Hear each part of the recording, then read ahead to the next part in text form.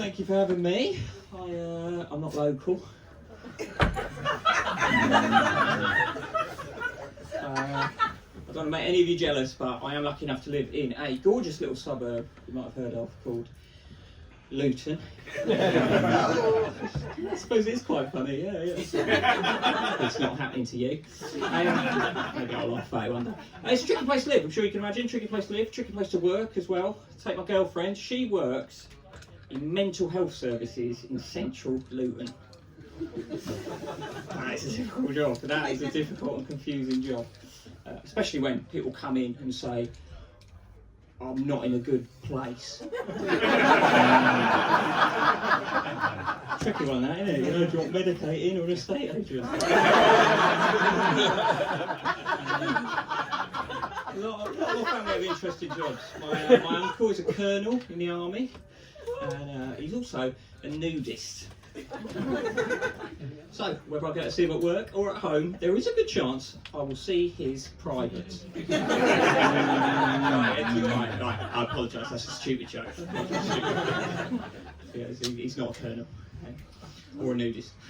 He is in the army though, that is true, and to be honest, he deserves a little bit more respect. Because, well, he's killed 4 men. I know, terrifying, isn't it? He's never even seen active service.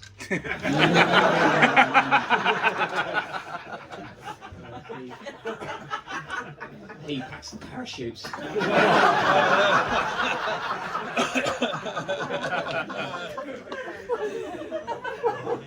What else is going on? I've quit therapy. Recently. I quit therapy because my therapist said they were going to do one of those ink blot Rorschach test things on me. But instead, when the time came, all they did was show me black and white pictures of my parents' genitals.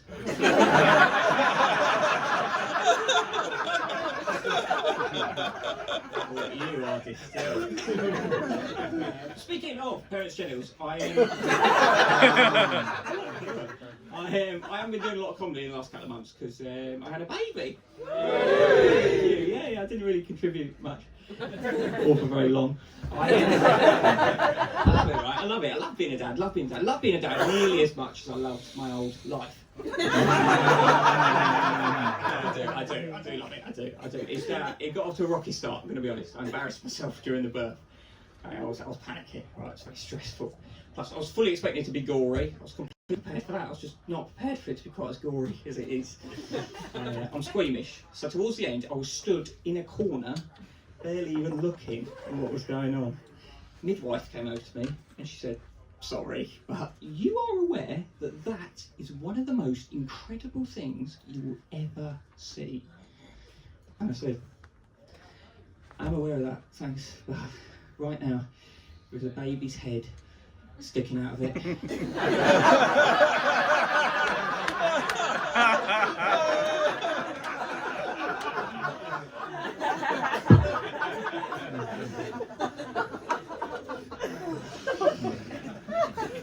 I recovered it, don't worry. I recovered in time to cut the umbilical cord. And I think I did a good job.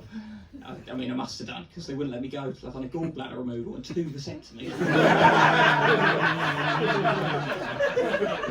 Someone was on strike or something. I was distracted. I always am in hospital. I'm very paranoid about my health. You know, I bought a Fitbit the other day. Instantly lost 60 pounds. I'm a hypochondriac, right? I'm a hypochondriac. That's what it's called. It means I imagine I've got diseases and illnesses and worry myself. And that's what it used to be like anyway. It started getting worse because now I don't even wait for my body to do anything weird before I try and diagnose it. What I do now is I cut straight to the chase and I look up diseases and illnesses and see if I can convince myself I've got them. Like, I looked up TB, tuberculosis, the other day. The description said initially we'll have no symptoms whatsoever. And I panicked and thought that's exactly what I've got.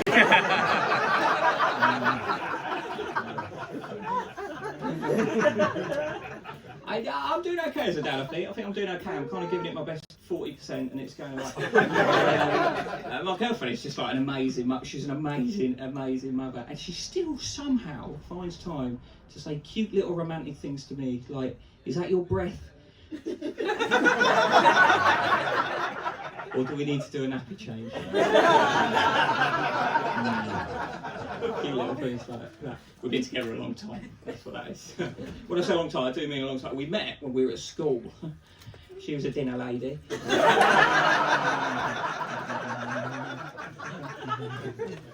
We're trying to keep the romance going a little bit at the moment. I looked into getting a mirror installed on the bedroom ceiling. Yeah, exactly, yeah. So I can make sure she was definitely asleep.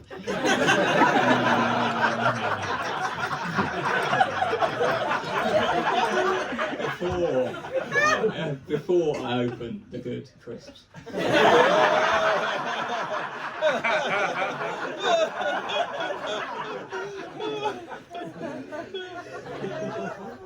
We argue now as well, that's another new thing. Never used to argue before we had kids, now we do it all the time. I don't think it's bad necessarily, I think actually it's one of the few things we can still do in the evening as a couple. Some nights we'll get into bed, she'll turn to me and she'll say, yeah, it's still early, if you fancied it. If you're not too tired, of course, we could always, you know.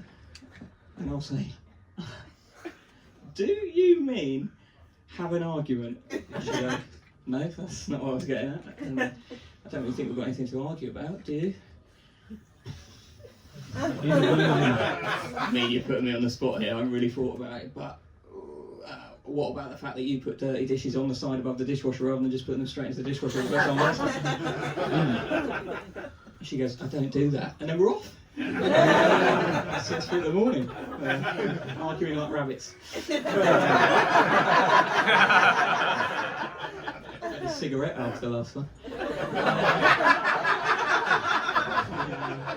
No, we've taken most of our arguing digital now to save a bit of time. Instead of arguing face to face, we'll just send each other passive-aggressive videos we find on social media about relationships. It's saving quite a lot of time. I don't really like it myself, to be honest. I prefer a traditional argument. With a traditional argument, at least I get a break while she's thinking up the next insult. This way, she's just got a never-ending supply in her pocket. Yeah, it's not really. It reminds me when the machine gun was introduced into warfare. Nothing was ever the same, was it? Mechanised bloodshed, mechanised passive aggression. It's not really the forum, but I think I'm starting to get PTSD from it. That's how I reach for my phone, it's like sticking my head above a trench. You know. POV, your boyfriend's a fucking idiot.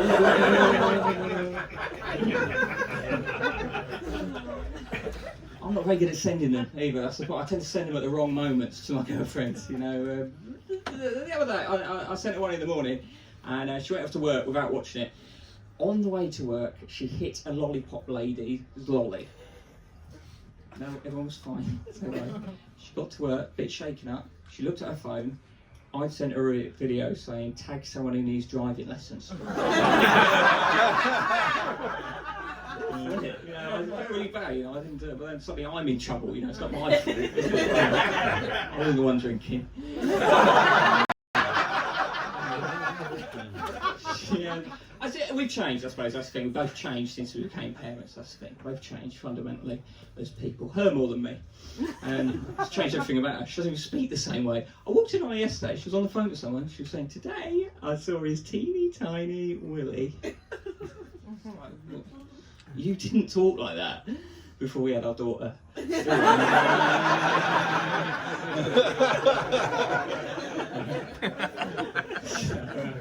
So now we've got a daughter now. We've got a daughter, it means I'm a feminist now that there's something in it for me.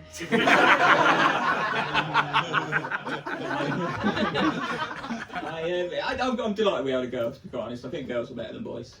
And I think women are better than men in many, many ways as well. Yes, sister. For many reasons, right? One of them being men are stupid and they refuse to grow up. My daughter was born, 2 of my friends came to meet her, they were stood in my house looking at her, and one of them went, oh, she is cute, isn't she? The other one taps me on the shoulder and goes, oh, pedo. I mean, absolutely, I cannot believe I'm going to have to explain to you why that is not an appropriate thing to say to a new father. Brilliant. Another reason women are better than men. Men are stupid and they lack subtlety. They don't understand subtlety, do they? I was having a drink with another friend and we started talking about mental health. And he said, and I said to him, well, I said, yeah, it's great that men are talking to other men about mental health. And he went, you have just reminded me. You will never guess who's just had a breakdown. I went, no, that's not. That's not what that means, mate. It's confusing. Men should talk to other men about their own mental health. Otherwise, it's just gossiping, isn't it? I think that's still just for women. That was a test, you failed. Another reason women are better than men. Men tend to die in stupid, embarrassing ways. It's a great example of this if you ever go to the ancient Roman city of Pompeii. Right, you get there and you've got a little tour around Pompeii and you'll see everything preserved in ash and lava exactly as it was on the day Mount Vesuvius erupted. You've got a little tour and at one point you will see a man who has been preserved whilst trying to cause an eruption of a different kind. Trying to sluice his aqueduct. He's about to cross the Alps with his elephants, you know what I mean? You see him and you think, that's unlucky, isn't it? You know, you're trying to have a small private moment, and through no real fault of your own, a volcano's erupted and frozen you like that for tourists to laugh at forever. That's not ideal. And then you continue the tour. And you later find out that after the eruption of Mount Vesuvius, the citizens of Pompeii had 12 minutes before they died. So it wasn't actually unlucky, that man, if you think about it. He wasn't even really caught unawares. What actually happened was, one day he was sat at home, the mountain that he lived next to exploded, and fire and ash rained down from the heavens. And his first thought was, well, I've got time for a quick one, haven't I? This looks like it's going to be stressful. I feel like that sums up the male condition quite nicely, doesn't it? Sat on the end of your bed watching lava creep under your door going, come on! Not you personally, sorry. Good stuff. I did just have a daughter, that is complete true. We did just have a daughter, and it's our second daughter, that's the only thing. It's basically the same, second time round. Best part about having a second child is you don't have a life to ruin it this time. Wasn't sure if I wanted any more kids, to be honest, but my girlfriend assured me that yes, I really, really did. I could have put up more of a fight about having kids. I could have put up more fights about. The thing is, you know that thing you have to do to make children. It won't come as a shock to many of you, but I'm not really in a position to turn that thing down, regardless of any potential fertilisations. Turning that down for me, it'd be a bit like choosing not to look at Halley's Comet when it's visible from Earth. Do you know what I mean? You don't have to, of course you don't have to, but it will be 70 years till you get another chance. Even then, Halley's Comet's tired and wants to wash her hair and says, maybe the roof. I think my ambition, I'm not going to be a perfect dad. I think my ambitions for my children are just to give them a normal childhood. Don't think that's too much to ask, is it? Half the problem is, I think I thought I had a normal childhood until I became an adult, and then I found out it wasn't quite as normal as I thought it was. I found out recently it's not actually. There's 4 of us now in a house: me, my girlfriend, a toddler, and a newborn, and a house far too small for 4 people. The house is so full, I don't really know what to do. We started keeping stuff in the oven. That's how full the house is. Not when it's on. And she's only 6 weeks old. We looked to get a bigger house when we found out we had another child. We did look into it, but in the end we just remortgaged.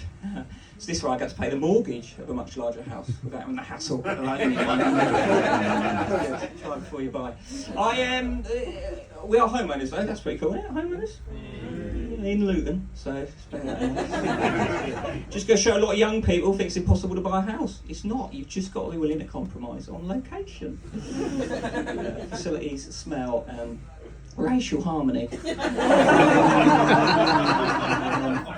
It's also a new build, our house.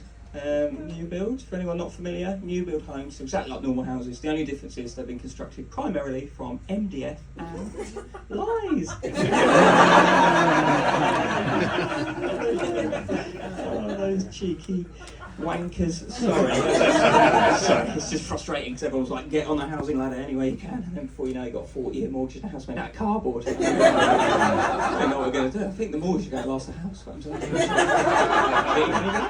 Probably not. It's not how life goes, is it? tell you what the weather's like by looking at the ceiling. I burgled the other day. They broke in using a pair of scissors. It's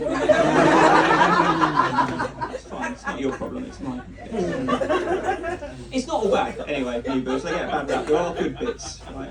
One of the things I like about new builds, the developers, they move you in a road at a time, right? So they wait for all the houses on a road to be completely finished, you know, all the glue dried and everything. And they move you in on the same day, right? And it's lovely, because you meet all your neighbours, going in and out of your house, fosters a sense of community. What happened to us, me and my girlfriend, unloading the car, we're excited. Bloke in his 40s came over, so I started chatting away. At one point he goes, well, of course, I've just split up with the missus, so I just started getting one of these shitty little houses. Points at my house. We were quite excited, mate. It's good to have a sense of perspective, isn't it? Keep your feet firmly on the ground. Not in the garden, though. You might open up another sinkhole. Rarely haunted, new builds as well. You've got to give them that. Rarely haunted. There's been some sort of terrible industrial accident.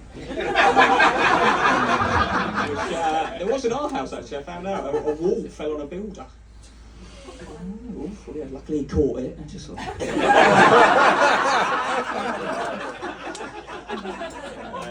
You've been a lot of fun. Thank you very much. This is my favourite kind of gig. Genuinely. Cash in hand. I'm going to leave it there. Thank you. It's been a lot of fun.